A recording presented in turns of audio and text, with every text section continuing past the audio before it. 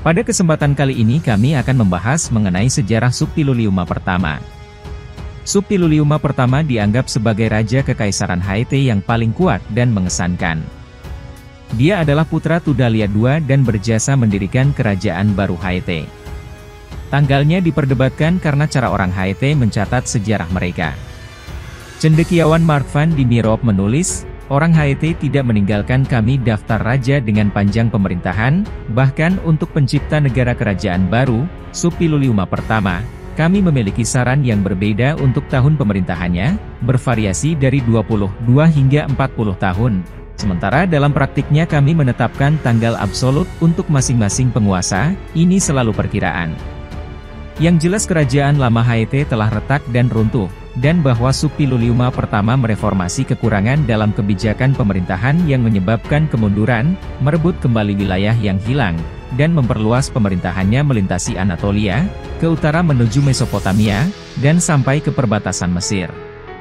Kerajaan tua Haiti didirikan oleh Hattusili pertama yang, pada tahun 1650 sebelum Masehi, telah menaklukkan orang-orang yang dikenal sebagai Hatti, membangun kembali ibu kota mereka di Hattusa, dan menetapkannya sebagai ibu kota Haiti. Hattusili pertama dipuji sebagai pejuang dan administrator hebat yang memperluas kekuasaan Haiti di seluruh wilayah, tetapi, di bawah cucunya, kerajaan mulai menurun. Pada masa Tudalia II, orang Haiti hanya menguasai daerah sekitar Hattusa dan beberapa kota kecil. Dekrit Telepinu meratapi keadaan menyedihkan kerajaan Haiti dan mencatat penurunan yang stabil dari kematian Hattusili pertama hingga pemerintahan Telepinu. Tudalia II tidak banyak membantu dan, di bawah pemerintahannya, kerajaan semakin menyusut. Van die Meerop menulis, namun, kemunduran ini dibalikan oleh Suppiluliuma pertama yang, sudah di bawah ayahnya Tudalia II, terbukti menjadi salah satu pemimpin militer Haiti yang paling mampu. Kesuksesannya adalah karena kemampuannya mengenali peluang dan mengeksploitasinya untuk keuntungan maksimalnya. Contoh paling jelas dari taktik Suppiluliuma pertama adalah penaklukannya atas Mitanni. Kerajaan Mitanni menyebar dari Mesopotamia Utara ke Anatolia, dan Mitanni cukup penting untuk memiliki aliansi dengan Mesir sejak zaman Thutmosis III. Dinasti Mesir masa depan terus menghormati Mitanni, dan putri Raja Mitanni Tushratta dinikahkan dengan Amenhotep III sebagai istri yang lebih rendah sebagai bagian dari salah satu perjanjian mereka. Tak lama setelah itu, perebutan kekuasaan di ibu kota Mitanni Washukani antara Tushratta dan kerabat raja sebelumnya, Shutarna, yang dikenal sebagai Artatama II, membagi pemerintahan. Menyadari adanya peluang, Suppiluliuma pertama mendukung Artatama II yang lebih lemah untuk mempertahankan konflik dan menggulingkan Tushratta yang lebih kuat. Mesir, bagaimanapun, mendukung Tushratta sebagai penguasa yang sah dan membantu mempertahankan rezimnya. Tushratta hampir mengalahkan saingannya ketika Suppiluliuma pertama menyelesaikan kampanyenya yang sukses di Suriah dan memastikan bahwa orang Mesir mengetahuinya, sekaligus memperjelas dukungannya terhadap Artatama II. Mesir, mengakui kekuatan yang tumbuh dari Raja Haiti dan berharap untuk mendapatkan dukungan darinya, menarik dukungannya terhadap Tushratta. Suppiluliuma pertama, lelah dengan diplomasi dan sekarang bebas melakukan apa saja sesukanya tanpa takut akan pembalasan Mesir, memimpin pasukannya ke Washukani dan memecatnya. Tushratta dibunuh oleh putranya dan Artatama II naik tahta. Akan tetapi, yang membuat Suppiluliuma pertama kecewa, Artatama II diketahui memiliki kecenderungan pro-Asiria. Orang Asyur, yang bukan teman orang Haiti, saat ini sedang tumbuh berkuasa dengan hak mereka sendiri dan mengeksploitasi jatuhnya rezim Tushratta untuk membuat terobosan ke wilayah Mitanni dengan dukungan Artatama II.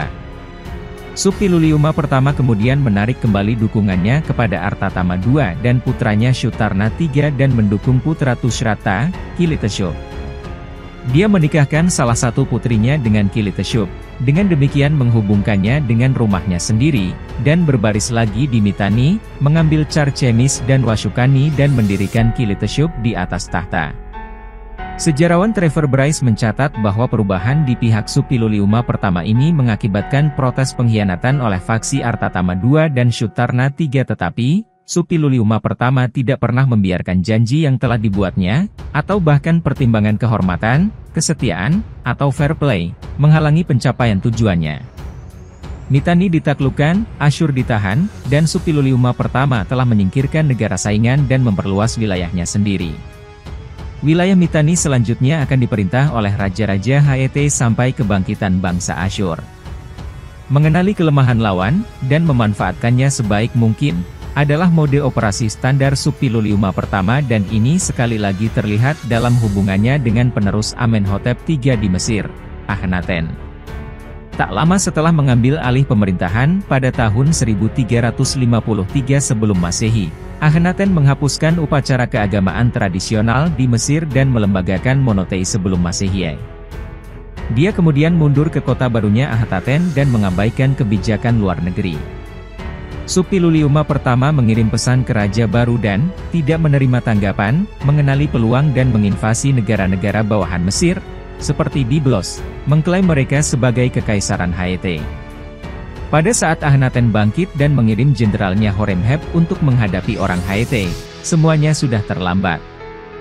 Tentara Het di bawah Suppiluliuma pertama menjadi terlalu kuat, sedangkan tentara Mesir, yang sebagian besar diabaikan di bawah pemerintahan Akhenaten, menjadi lebih lemah daripada di bawah Amenhotep III. Kekuatan Suppiluliuma pertama tumbuh saat dia memperluas kerajaannya lebih jauh. Pada saat penerus Akhenaten, Tutankhamun, kekaisaran Het menyaingi Mesir, dan tentara Het adalah yang paling kuat di wilayah tersebut. Seperti Akhenaten sebelumnya, Tutankhamun mengirim Jenderal Horemheb untuk menangani orang Het tetapi tidak banyak berpengaruh. Orang Het tidak cukup kuat untuk merebut Mesir dengan paksa dan orang Mesir tidak cukup kuat untuk mengusir orang Het dari perbatasan mereka. Van die Mierop menulis, orang Het dan Mesir melihat satu sama lain sebagai setara, sebuah sentimen yang mungkin menyebabkan permintaan yang sangat tidak biasa oleh Ratu Mesir yang baru saja menjanda untuk seorang putra Suppiluliuma pertama untuk menjadi suaminya. Permohonan aneh dari seorang Ratu Mesir ini membuat Suppiluliuma pertama curiga. Tidak ada dinasti Mesir yang pernah mengundang putra raja asing untuk duduk di atas tahta Mesir.